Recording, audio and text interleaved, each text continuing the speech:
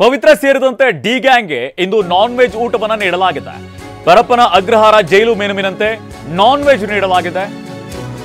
ಜೈಲಿನಲ್ಲಿ non veg ಸೇವಿಸಿರುವಂತಹ D gang mutton, ಮುದ್ದೆ, ಚಪಾತಿ, ರೈಸ್ ಅನ್ನು ನೀಡಿದ್ದಾರೆ ಜೈಲು ಸಿಬ್ಬಂದಿ.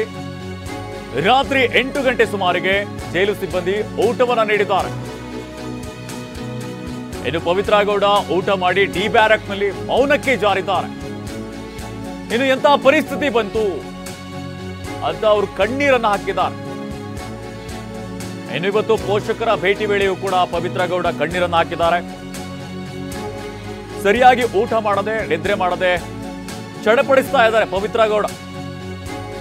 ರೇಣುಕಾಸ್ವಾಮಿ ಕೊಲೆ ಕೇಸ್ನಲ್ಲಿ ಪವಿತ್ರ ಗೌಡ A1 ಆರೋಪಿಯಾಗಿದ್ದಾರೆ. ಪೊಲೀಸ್ ಕಸ್ಟಡಿಯಿಂದ ನೇರವಾಗಿ ಪರಪ್ಪನ ಅಗ್ರಹಾರ ಜೈಲಿಗೆ ಕಳುಹಿಸಲಾಗಿದೆ. ಈಗ ಇವತ್ತು ಪೊಲೀಸರ ಒಂದು ಸಿಬ್ಬಂದಿಯಿಂದ ಊಟವನ್ನು ನೀಡಲಾಗಿದೆ. ಪರಪ್ಪನ ಅಗ್ರಹಾರ ಜೈಲಿನ ಮೆನುವಿನಂತೆ ಊಟವನ್ನು ನೀಡಲಾಗಿರುವಂಥದ್ದು. ಮಟನ್, ಮುದ್ದೆ, ಚಪಾತಿ, ರೈಸ್ ನೀಡಿದ್ದಾರೆ.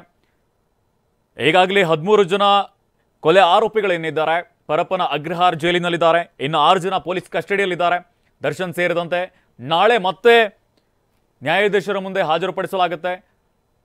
ಪೊಲೀಸ್ ಕಸ್ಟಡಿ ಅಂತ್ಯವಾಗುವಂತಹ ಹಿನ್ನೆಲೆಯಲ್ಲಿ ನ್ಯಾಯಾಧೀಶರ ಮುಂದೆ ಹಾಜರುಪಡಿಸಲಾಗುತ್ತೆ. ಪೊಲೀಸರು ಮತ್ತಷ್ಟು ದಿನಗಳ ಕಾಲ ವಿಚಾರಣೆಗೆ ಅವಕಾಶವನ್ನು ಕೋರಿ ಕಸ್ಟಡಿಗೆ ಕೇಳುವಂತಹ ಸಾಧ್ಯತೆ ಇದೆ. ಈ ಸಂದರ್ಭದಲ್ಲಿ ಎಲ್ಲಾದರೂ ನಿರಾಕರಿಸಿದ್ರೆ ಮತ್ತೆ ದರ್ಶನ್ ಅವರನ್ನ ಜೈಲಿಗಟ್ಟುವಂತಹ ಸಾಧ್ಯತೆ ಇದೆ.